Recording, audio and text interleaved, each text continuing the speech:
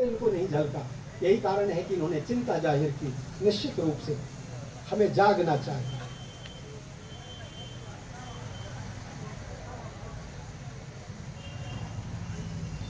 संविधान की पुस्तक हर घर में हो, इस बात पर भी इन्होंने बल दिया। बल्कि चिंता जाहिर की गई कि हर घर में धर्म ग्रंथ जरूर आपको मिल जाएंगे, भले उनको पढ़ना ना आता हो। लाल कपड़े में बांध कर वो रोजाना स्नान करके और अगरबत्ती जरूर दिखाते हैं। अरे सचमुच अगरबत्ती का अधिकारी अगर कोई ग्रंथ है तो वो है भारतीय संविधान का ग्रंथ, लेकिन इसे ही आप इग्नोर करते हैं। बहुत अच्छी चिंता। और फिर उद्घोषक महोदय आ गए और उन्होंने कहा कि कलम की ताकत सर्वोपरि है, सबसे ज्यादा ताकत। देवी देवताओं के हाथ में तो नाना प्रकार के हथियार हैं, पता नहीं उससे समाज का कितना उद्धार हुआ, किसी वर्ग का उद्धार संभव है, हुआ भी है, लेकिन इस समाज का सर्वांगीण विकास उससे सोचा भी नहीं जा सकता उन हथियारों के माध्यम से। बाबा साहब के पास कोई हथियार नहीं था। हथियार था तो हथियार के नाम पर क्या था? उनके हाथ में कलम थी, और उस एक कलम के माध्यम से उन्होंने पूरे समाज को बदल डाला। आज हम इस समूह में एकत्र होकर यहाँ अपने विचारों का आदान प्रदान कर पा रहे हैं, महापरिनिर्वाण दिवस का आयोजन कर पा रहे हैं सामूहिक रूप से। आज हम अच्छे लिबास में यहाँ झलक रहे हैं। आज थोड़ी मोड़ी शिक्षा हमारे बीच है, हम अपने हक हकूक की आवाज उठा पा रहे हैं। सबके मूल में सबका श्रेय एक मुश्त अगर हम किसी को देना चाहेंगे, एक ही महामानव है, वो है हमारे बाबा साहब डॉक्टर भीमराव अम्बेडकर। तो ऐसे में बहुत अच्छी बात।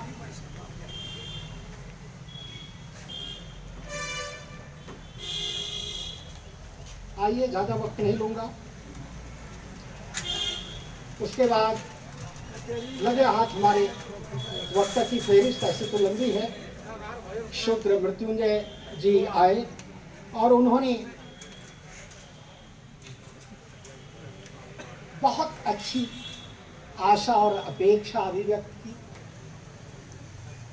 उनके विचारों में बड़ी मजबूती देखी। उन्होंने आशा भरे शब्दों में ये कहा कि बाबा साहब हमारे बीच आज नहीं है। आज हम 65वां महापरिनिर्वाण दिवस उनका आयोजित कर रहे हैं, सेलिब्रेट कर रहे हैं, किंतु उनके द्वारा जो स्थापित आदर्श है इस राष्ट्र में, इस देश में, वह अक्षुण्ण है और अक्षुण्ण रहेगा।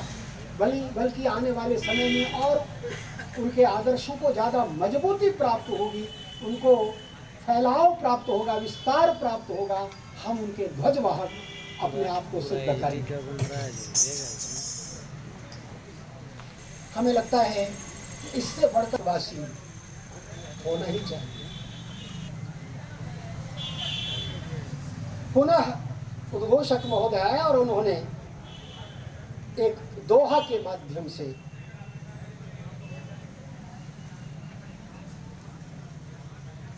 कि सपूत का क्या कर्तव्य है, सपूत होने के नाते हमें क्या करना चाहिए। लीके लीक आना, लीक लीक सब कोई चले, लीक ही चले कपूत। लीक छाड़ी कर तीन चले, शायर, शेर और सपूत।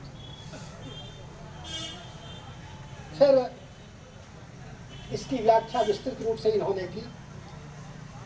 उसके बाद की हमारी वक्ता थी वंदना मैडम। इधर कुछ दिनों से हर कार्यक्रम में इनका एक सहयोग प्राप्त होता है, अपने विचारों से अवगत कराती हैं और हमारा मार्गदर्शन होता है। मैं आह्वान करूंगा कि ये हर छोटे बड़े कार्यक्रम में इसी प्रकार भविष्य में भी अपना योगदान दें। इन्होंने बाबा साहब के व्यक्तित्व और कृतित्व पर विस्तृत सम्यक चर्चा की और हमारा मार्गदर्शन उससे हुआ।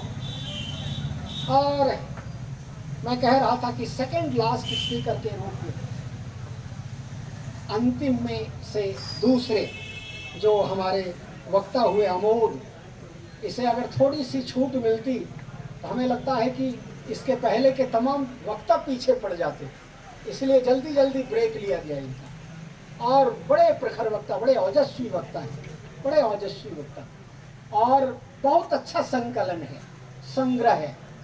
और ये तभी होगा जब व्यक्ति संग्रही प्रवृत्ति का हो।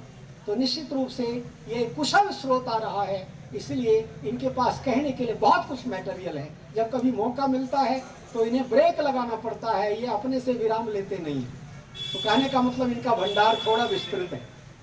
आगे भी इसी प्रकार से इनका मार्गदर्शन हो और ये अपना विकास करें। और इन्होंने तो बाबा साहब को अपना गुरु मान लिया है।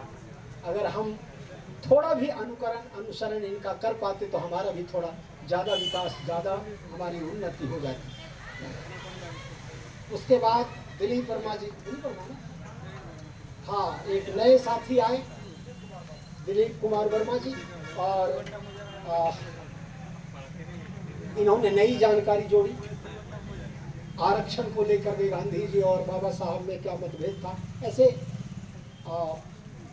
आज का चूंकि दिन ही था महापरिनिर्वाण पर, तो हमें अपना वक्तव्य उसी के आसपास रखना चाहिए था। लेकिन वक्ता स्वतंत्र होते हैं, वो आए और उन्होंने अपना विचार रखा। हमें लगता है कि आज के बाद हम दिलीप कुमार वर्मा जी को हर मीटिंग में देखना चाहेंगे, हर ऐसे कार्यक्रम में देखना चाहेंगे। तो वो आए, अपने उनके विचारों का सम्मान है, स्वागत है, और वो आए अपने विचारों को रखें, हमारा मार्गदर्शन करें।